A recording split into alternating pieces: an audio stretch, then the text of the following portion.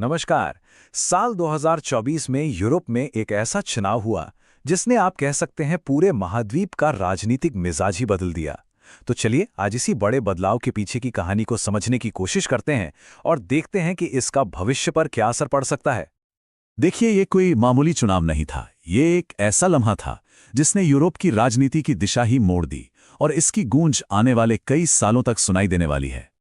वैसे तो एक्सपर्ट्स ये अंदाजा पहले से ही लगा रहे थे, लेकिन जब असल में नतीजे सामने आए तो बदलाव की जो तस्वीर उभरी वो कई लोगों के लिए काफी चौंकाने वाली थी। तो सवाल यही उठता है कि आखिर ऐसा हुआ क्यों, और इससे भी बड़ा सवाल कि यूरोप के भविष्य के लिए इसके क्या मायने हैं। चलिए इन्हीं सवालों के जवाब ढूंढते हैं। तो सबसे पहले सीधे नतीजों पर चलते हैं। जरा आंकड़ों पर नजर डालते हैं और समझते हैं कि सत्ता का संतुलन असल में किस तरफ झुका है। तो ये हैं वो नंबर जो पूरी कहानी कह रहे हैं। यहाँ जो सबसे बड़ी बात निकल कर आई वो है ग्रीन और लिबरल पार्टियों को हुआ भारी नुकसान। आप देख सकते हैं कि उनकी सीटें सीधे सीधे ईसीआर यानी कंजर्वेटिव्स और पीएफई यानी धुर दक्षिणपंथी ग्रुप्स के खाते में चली गईं। हालांकि सेंटर राइट ईपीपी सबसे बड़ा ग्रुप बना रहा, लेकिन संसद का ओवरऑल झुकाव साफ तौर पर दाईं ओर खिसक गया है। और अगर हम यूरोप के चुनावी नक्शे को सिर्फ देखें तो पहली नज़र में तो ऐसा लगता है कि मानो धुर दक्षिणपंथी पार्टियों ने हर तरफ जीत का परचम लहरा दिया हो। एक बहुत बड़ा ज्योग्राफिकल एरिया अब उनके रंग में रंगा दिख रहा है। लेकिन नक्शे अक्सर पूरी कहानी नहीं बताते। जैसा कि कहा जाता है, लोग वोट देते हैं, जमीन नहीं। और असली कहानी इसी बात में छिपी है।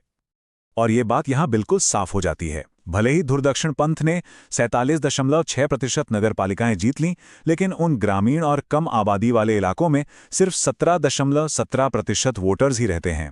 असलियत यह है कि पॉपुलर वोट अब भी ईपीपी जैसी सेंटर की पार्टियों ने ही जीता, जो बड़े शहरों में अपनी पकड़ बनाए रखने में कामयाब रहीं।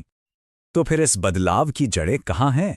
इसका एक बहुत बड़ा जवाब हमें इकोनॉमी यानी अर्थव्यवस्था में मिलता है। जरा इस चार्ट को देखिए। ये एक बहुत जरूरी कहानी बताता है। पिछले 40 सालों में जो सबसे गरीब तबका है, देश की कुल आय में उसका हिस्सा लगातार कम होता गया है। और ये जो बढ़ती आर्थिक असमानता है, ये लोगों में गहरी निराशा और गुस्से की एक बहुत बड़ी वजह बनी हुई है। तो यहाँ एक बहुत अहम बात सामने आती है। मामला सिर्फ आप्रवासन या इमिग्रेशन का नहीं है। ये दशकों से चली आ रही आर्थिक नीतियों का नतीजा हो सकता है, जिन्हें नव उदारवाद कहते हैं। मतलब बाजार को ज्यादा छूट देना और सरकारी दखल कम करना। जब लोग आर्थिक तौर पर खुद को असुरक्षित महसूस करते हैं तो वो उन पार्टियों की तरफ देखते हैं जो आसान जवाब और एक मजबूत राष्ट्रीय पहचान का वादा करती हैं। चलिए अब थोड़ा और बड़ी पिक्चर देखते हैं, क्योंकि यूरोप की ये कहानी सिर्फ उसकी अपनी सीमाओं के अंदर की नहीं है। इसका ताल्लुक पूरी दुनिया से है। आज यूरोप एक बहुत अहम दौराहे पर खड़ा है। क्या वो दीवारें बनाएगा, यानी हर देश अपनी अपनी सीमाओं में सिमट जाएगा, या फिर वो मीनारें खड़ी करेगा, यानी दुनिया के सामने एक मजबूत और एकजुट ब्लॉक बनकर उभरेगा? फर्क बिल्कुल साफ है।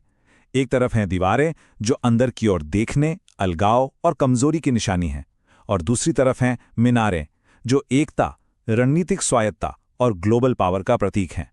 यूरोप आज इसी कश्मकश से गुजर रहा है। और मीनारें बनाने की ये जरूरत आ कहां से रही है? एक बड़ा कारण है अमेरिका।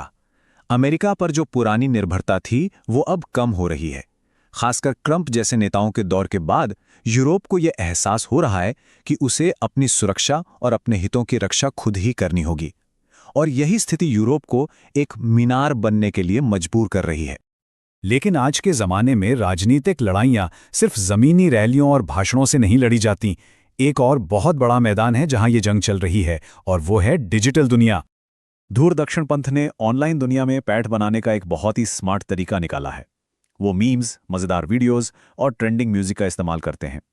इसके जरिए वे अपने कट्टरपंथी विचारों पर एक कूल या फैशनेबल परत चढ़ा देते हैं और उन्हें युवाओं के लिए सामान्य और आकर्षक बनाकर पेश करते हैं। अब इसका एक हैरान करने वाला उदाहरण देखिए जर्मनी से। वहां की धुर दक्षिणपंथी पार्टी एएफडी के टिकटॉक पर 19 लाख फॉलोअर्स हैं। सोचिए, ये आंकड़ा जर्मनी की बाकी सभी पार्टियों के कुल फॉलोअर्स को मिलाकर भी उनसे कहीं ज्यादा है। ये दिखाता है कि डिजिटल स्पेस में उनकी पकड़ कितनी मजबूत है। और इसका असर वो सीधे सीधे वोटों पर दिखाई दे रहा है। 2019 में 24 साल से कम उम्र के सिर्फ 7% युवा एएफडी को सपोर्ट करते थे। 2024 तक आते आते ये आंकड़ा 3 गुना बढ़कर 21% हो गया। मतलब साफ है, उनकी ऑनलाइन स्ट्रैटेजी जमीन पर काम कर रही है। तो इन सब बातों का निचोड़ क्या है? आर्थिक असंतोष, दुनिया का बदलता जियोपॉलिटिकल माहौल और एक डिजिटल लड़ाई, इन सब के बीच यूरोप का भविष्य आखिर कैसा दिखाई देता है? यहां आकर हम यूरोप की सबसे बड़ी दुविधा को समझते हैं। एक तरफ वो बाहरी दुनिया के सामने एक मजबूत मीनार की तरह खड़ा होना चाहता है, लेकिन दूसरी तरफ अंदर ही अंदर राष्ट्रवाद की दीवारें उसे बांट रही हैं, उसे कमजोर कर रही हैं। और ये सिर्फ कोई किताबी बात नहीं है। ये जो अंदरूनी फूट है, ये सीधे तौर पर यूरोप की वैश्विक ताकत को कम करती है, चाहे वो व्यापार के मामले हों, सुरक्षा की बात हो या फिर दुनिया के मंच पर अपनी आवाज बुलंद करने की क्षमता हो।